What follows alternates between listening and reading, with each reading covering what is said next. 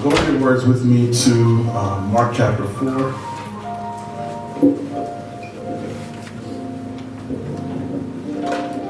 Mark chapter 4.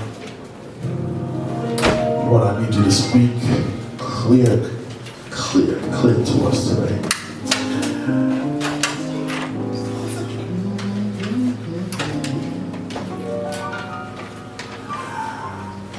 I promise if you give me 15 minutes, I'll get you out of here. Mark chapter 4. And we're going to read from verse 35 to 41. Stay right there in your seats, and let's all read collectively at the same time. It's on the front of your worship celebration guide.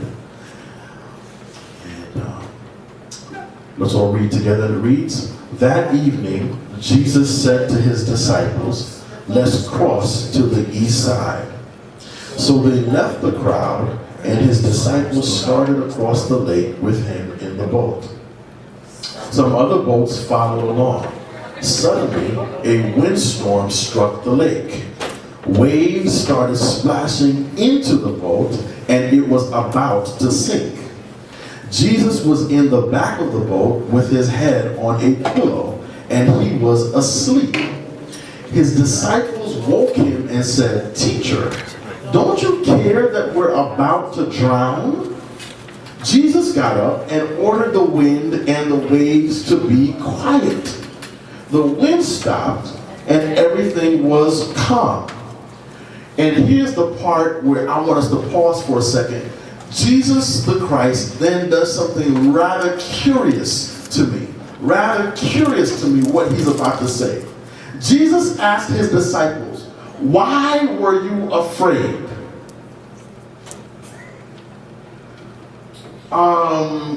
Only because the water was coming into the boat and it looked like we were going to sink? Only because the winds and the waves were battering against the vessel that we were in?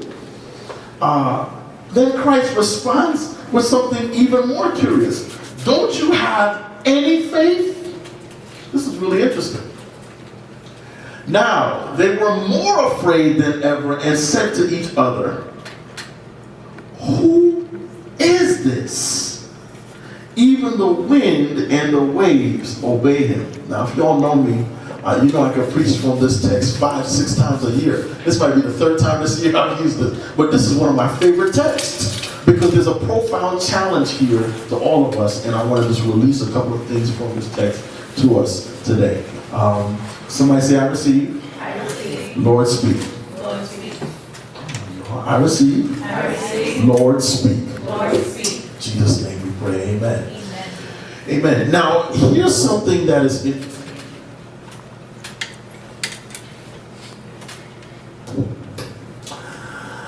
I overheard someone say, "Thank God I made it through the storm okay." Anybody heard anything like that? Yes. Thank God I've made it through the storm okay. And the person they were speaking to responded, "Thank God. Well, if God was really in control, why did he allow the storm to come in the first place?" Has anybody ever asked God that question? "God, I don't understand. Why did you allow this storm to come in the first place?" And I thought that was a really fair question. While it may be easy to answer, it's still a fair question to ask. God, if you're in control and you're on this boat and the winds and the waves are battering up against it, how is it that you're asleep and they're in dire peril? They could die in the next couple of minutes if the boat begins to sink. It was so bad that the word says that the water began to come into the vessel. Yet and still Christ is in the back of the boat, asleep. And if you really read the original text, it says on a leather pillow. Now, Christ, you're sleeping on a leather pillow while the boat is about to go down. Now, the interesting thing also, somebody say, let's get it. Let's get it. The interesting thing also is, so they left the crowd and the disciples started across the lake with him in the boat. Some other boats followed along. Suddenly, a windstorm struck the lake. That word windstorm actually means windstorm of hurricane proportions. All right? Windstorm of hurricane proportions. This is fascinating to me. Because what I wanted to understand then was, what indeed is a hurricane? Hurricane Sandy, they said, was something of 800 miles long. A hurricane 800 miles long. Something they had never seen before. The eye of the storm, in the middle of the storm, is probably the most peaceful while the storm moves. A hurricane is defined as something that can cause winds and waves to at a minimum rise to 10 feet in height. It is something that they said it can cause land and parts of stable, established parts of property to be lifted up and propelled to another place. Now, a hurricane hits New York City and has tremendous impact. Watch what they're saying here. A hurricane hit the lake.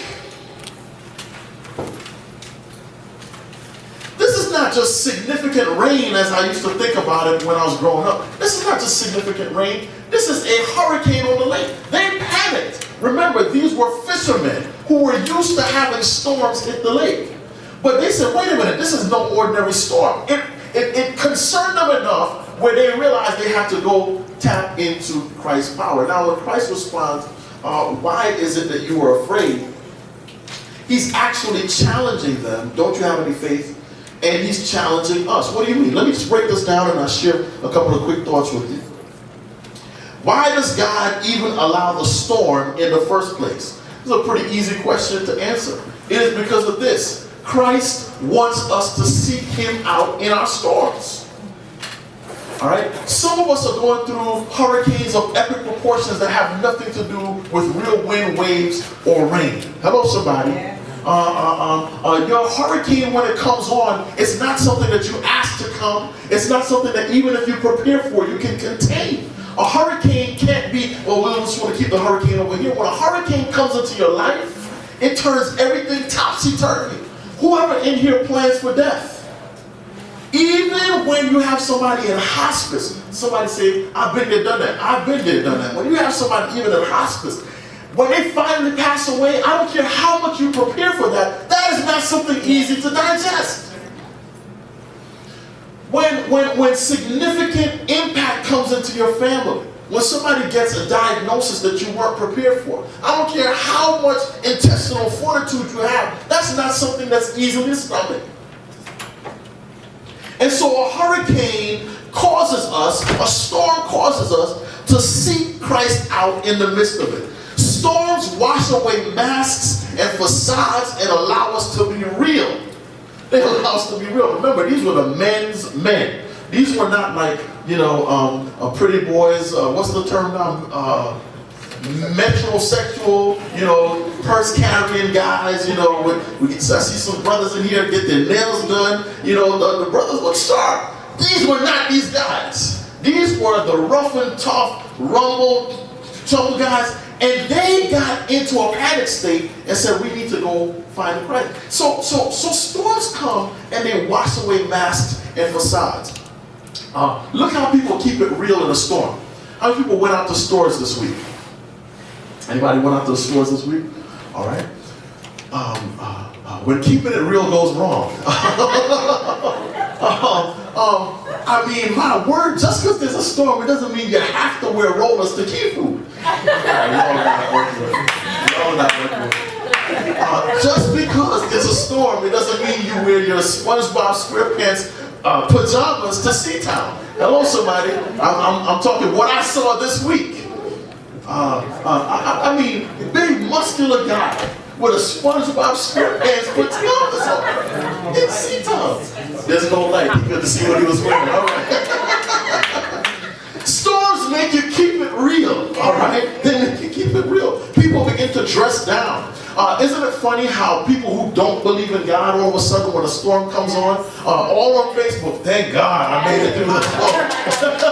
Wait, did you say God?